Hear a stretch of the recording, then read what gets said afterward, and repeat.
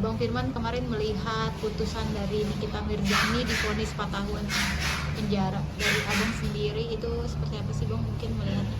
Oke, selamat sore. Saya Dr. Firman Chandra. Saya advokat, lawyer, life teacher, dan kaprodi di Magister Ilmu Hukum.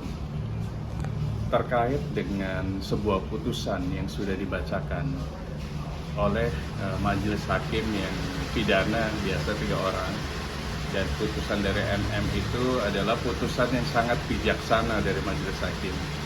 Karena jarang ada, kami pun di Firman Chandra Law Firm, seandainya putusannya itu di bawah dari tuntutan, itu kami tidak akan melakukan upaya hukum banding. Karena jarang ada, mayoritas putusan itu sama atau di atas ultra petitum. Ini setengahnya. Ini sebuah terobosan hukum sebenarnya. Semestinya kemarin tidak perlu dilakukan upaya hukum banding oleh kuasa hukumnya. Mestinya pada saat dibacakan langsung menerima. Dengan menerima, otomatis jaksa bisa jadi tidak melakukan upaya hukum banding. Tapi ini sudah terjadi nih. Memang semua yang tersangkut masalah hukum itu memiliki harapan. Harapan dari terdakwa adalah pengen bebas murni, itu pasti itu. Tapi harapan dari jaksa penuntut umum jangan salah, dia pengen sama dengan tuntutannya atau di atas, yang namanya ultra petitum. Nah ini sudah terjadi. Sekarang dua-duanya bertempur di sebuah tempat namanya Pengadilan Tinggi DKI Jakarta yang ada di Cempaka Mas. Dan Pengadilan Tinggi banding itu sidangnya tertutup. Nah ini handicapnya lagi nih, hukum acara pidana kita, banding itu bukan sidang terbuka yang dihadiri oleh masyarakat atau audiens, tapi tertutup. Jadi setelah berkas diterima dari Panitera Muda Pidana Pengadilan Negeri Jakarta Selatan, berkas apa? Berkas memori banding dari kuasa hukum, berkas kontra memori banding dari jaksa penuntut umum, kemudian putusan, berkas perkara, dan terdakwa pindah ke pengadilan tinggi kekuasaannya. Nah itu hanya dibacakan oleh 3 orang saja tanpa dihadiri oleh masyarakat. Nah 3 orang itu biasanya akan membaca setelah berkas diterima full. Kalau sudah full, mereka akan mengadakan rapat terbatas. Nah bagaimana bisa ada intervensi? Tidak akan bisa karena ini tertutup. Jadi disitulah kelebihan sekaligus kelemahan dari pengadilan tinggi. Tinggal masing-masing kuatkan dari sisi argumentasi di karya ilmiahnya.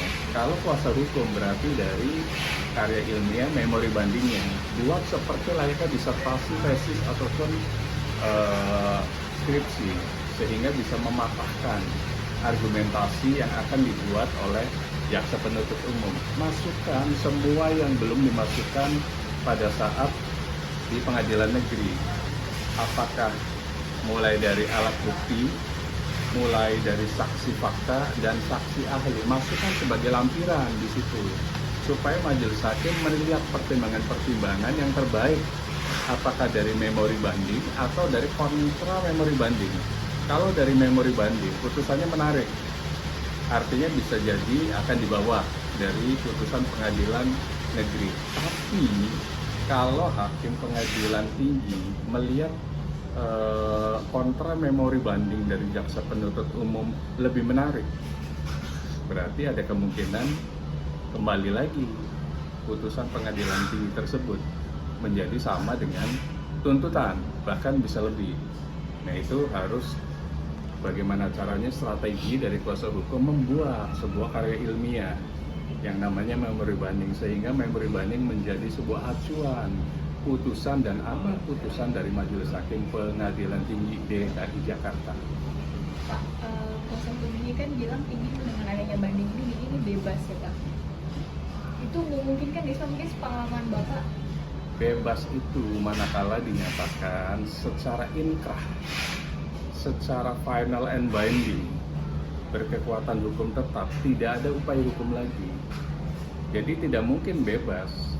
Bebas itu pada saat pengadilan terakhir yang kita sebut kasasi menyatakan bahwa terdakwa tidak bersalah. Tapi kalau misalnya bersalah ya tidak ada bebas, jalani. Namun dipotong selama masa tahanan di dalam rutan. Kalau sudah diputus oleh majelis hakim inkrah, akan pindah ke lapas. Yang tadinya rutan pindah ke lapas. Kemudian ini kasus yang ada subsidiarnya. Jadi bisa jadi mungkin remisi tidak ada. Jadi akan menjalani sesuai putusan hukum yang terakhir. Terakhirnya di mana? Ya berarti kasasi Mahkamah Agung. Karena saya meyakini banding salah satunya nggak puas. Kalau salah satunya nggak puas berarti kasasi di Mahkamah Agung itu putusan terakhirnya.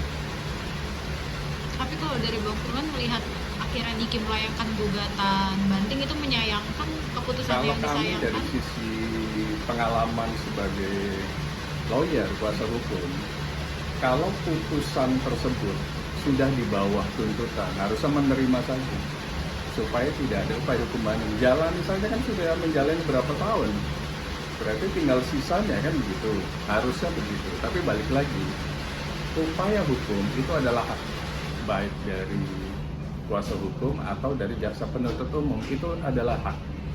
Apakah salah? Ya tidak salah juga, cuma sangat disayangkan hakim pengadilan negeri yang sangat bijaksana memberikan sebuah amar putusan mestinya diamini saja. Jadi tidak perlu lakukan upaya hukum banding, karena banding itu berpotensi hukumannya naik. Berarti putusan 4 tahun sebenarnya dari hakim itu udah putusan yang bijak ya Bang? Sangat bijaksana, ini jarang ada loh. Sebuah majelis hakim, panel majelis hakim di pengadilan negeri memutus di bawah tuntutan, itu sangat jarang ada. Kenapa itu tidak diamini? Kalau untuk asistennya kan udah mengajukan banding Pak, menurut Bapak itu putusan yang tepat? Asistennya namanya M ya, Iya. Mail ya. Berarti dia kayaknya sudah melihat banyak hal. Akhirnya diputuskan tidak melakukan upaya hukum banding. Itu langkah yang tepat.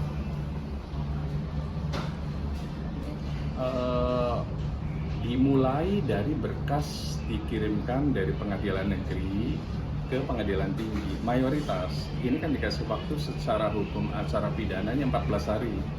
Jadi dari Selasa minggu kemarin sampai Selasa minggu depan nih 14 harinya. Kemudian setelah itu dikirimkan dari pengadilan negeri ke pengadilan tinggi. Kemudian dibentuk lagi panel majelis hakim, butuh sekitar seminggu sampai 1 bulan.